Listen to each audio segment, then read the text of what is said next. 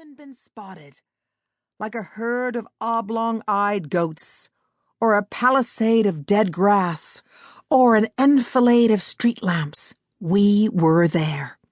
We old women, waiting for something to happen. And if there are drifts of old women blowing across the fields of the living, why be surprised that the same is true of the afterlife? You look at the cityscape and see us tottering about in our insupportable hosiery. Look again and realize that while many of us are clinging on to the ledge of life, many more have let go already.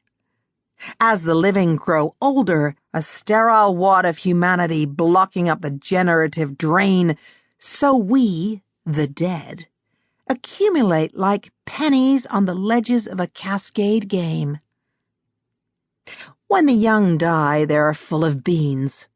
Life hasn't exhausted them. Why should death? Anyway, there are always vacancies in the provinces or even abroad for the morbidly mobile. Many young and middle-aged British dead work in the Gulf, the States, or even fucking Germany. But dead old women, who wants us? In death as in life, we are the pavement strollers, the window shoppers, the bored, bunion-hobbled boulevardiers. We're there waiting for something, anything, to happen. So we can be photographed or filmed or videoed, a backcloth of hysterectomies in front of which events can be played out again, yet never exhausted. History is never in the round. It's always on a stage, and while the curtain may be death, why is it then that so many scrutinizing eyes stud the proscenium, peering into the dimness of the stalls? Are they tragic or comedic masks, or not masks at all? Earlier this evening, if this still is evening, we've waited so bloody long, I, Lily Bloom, picked my way down Old Compton Street.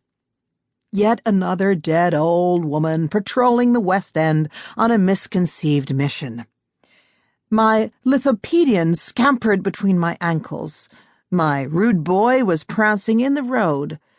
Ahead of us, the snake-hipped figure of Farlap Jones moved in and out of the gay throng.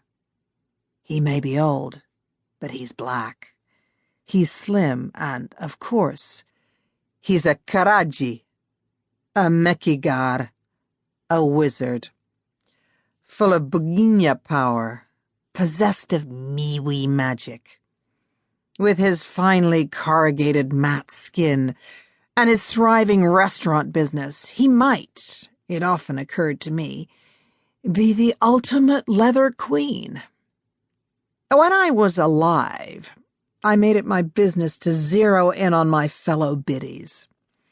Given a street scene like this, full of young people hurling themselves into the puppetry of lust, tying rubbery abandonment to their ankles and wrists before bungee jumping into orgasm, I'd have been taken by the tweed wearers, the bearers of the capacious gusset, and the porters of the nylon bag. The Granny Guild. I'd strike up conversations with these widows, spinsters, and bints. I suppose I saw myself as a kind of reporter, researching a long article on the world, which turned out to be a profile of myself. I'd interview these old women, interrogate them as to who they were, what they were doing, where they were going, why they fucking bothered, and when they'd give it up. Later, I'd write their replies down in a notebook. 1. A Mrs. Green, the widow of a minor civil servant. She lives in Hornsey in the house she owned with her husband, in a basement flat knocked out by the son and daughter-in-law who cannot wait to inherit. 2. She's going to the Old Bailey to sit in the public gallery. It's good, cheap